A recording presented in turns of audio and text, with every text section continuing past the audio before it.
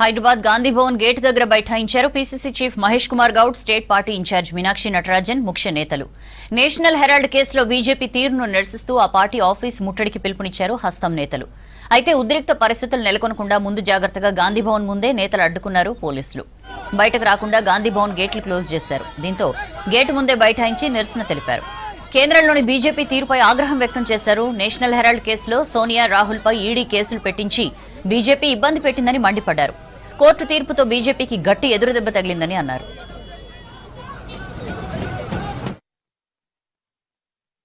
వారు పెట్టిన తప్పుడు కేసుల మీద వివరణ ఇవ్వాల్సిన అవసరం ఉన్నది. 2014 నుంచి సోనియా గాంధీ వయసు కూడా చూడకుండా సోనియా గాంధీ గాని, రాహుల్ గాంధీ గాని, ప్రియాంక గాంధీ గాని, యావత్ గాంధీ పరివారాన్ని 10 ఏళ్లుగా నానా ఇబ్బందులు గురి చేస్తా ఉన్నారు. రాజకీయంగా ఎదుర్కొనే దమ్ము, ధైర్యము లేదు మోడీ గారికి. కాబట్టి ఈడీ పేరిట కేసులు బనాయించి, పసలేని కేసులు బనాయించి గాంధీ కుటుంబాన్ని ఇబ్బందులు గురి చేసిన తరుణంలో ఇలా కోర్టు ఇచ్చిన తీర్పు ఏతుందో కోర్టు స్పష్టత ఇచ్చింది. దీంట్లో అసలు పసలేదని, ఈ కేసు తప్పుడు కేసని, ఇది అన్యాయంగా చేసిన కేసని, ఇది రాజకీయ ఉద్దేశంతో చేసిన కేసని కోర్టు తీర్పు ఏది ఇచ్చిందో ఇది మోడీకి చెంపపెట్టు లాంటిది. మోడీ తన తప్పు తెలుసుకోవాల్సిన అవసరం ఉన్నది.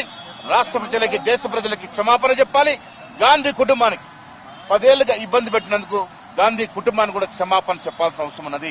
ఇలా మేము శాంతియుతంగా బీజేపీ కార్యాలయానికి వెళ్లి శాంతియుత ధర్నా చేసి రాష్ట్ర, దేశ ప్రజలకి ఒక మెసేజ్ ఇవ్వదలుచుకున్నాం. మోడీ గారు చేస్తున్నటువంటి ఫ్యాసిస్ట్ విధానాల వల్ల ఈడీని, సిబిఐని తన జేబు సంస్థలుగా వాడుకొని రాజకీయ కక్షతో ఇతర పార్టీల మీద వాడుతూ ఉన్నారు.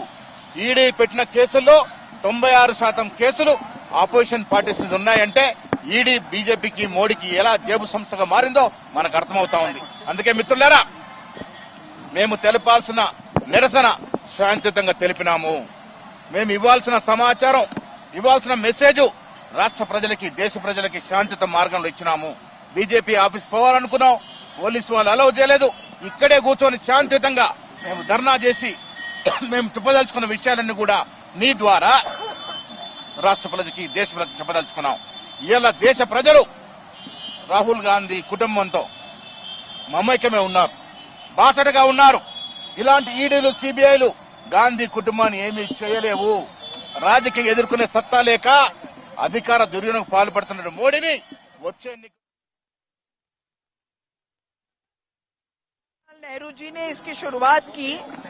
आज जिस तरह से झूठे बेबुनियाद केस माननीय सोनिया जी, राहुल जी के ऊपर लगाए गए और सत्य की जीत हुई। माननीय भागवत जी अंडमान निकोबार में कहते हैं कि दुनिया केवल सत्ता को देखती है, लेकिन ये देश सत्यमेव जयते का देश है। जैसा राहुल जी ने अभी रैली में भी कहा था, सत्य की जीत न्यायालय से हुई और जिस तरह से झूठ और फरेब का राज भारतीय जनता पार्टी स्थापित करना चाहती है, इसलिए हम अहिंसात्मक तरीके से संवैधानिक दायरों में रहते हुए अपना विरोध प्रदर्शन वहां करने जा रहे हैं। हम ये कहने जा रहे हैं कि वो भी ये समझें कि ये देश सत्य को मानता है, सत्य की अंत में जीत होती है। सत्य थोड़ी देर के लिए परेशान हो सकता है, लेकिन सत्य कभी पराजित नहीं होता। और इसके प्रतीक के रूप में हम लोग एक रैली के रूप में वहां जा रहे हैं। ये कोई विध्वंस करने का माहौल नहीं है, लेकिन अहिंसात्मक तरीके से अपने विरोध, अपने प्रतिरोध को स्थापित करने, और मोदी और अमित शाह जी जिस तरह से पूरे देश में भय और आतंक का राज स्थापित करना चाहते हैं, उसके जवाब में स्वराज किस तरह से स्थापित हो और लड़ाई हो।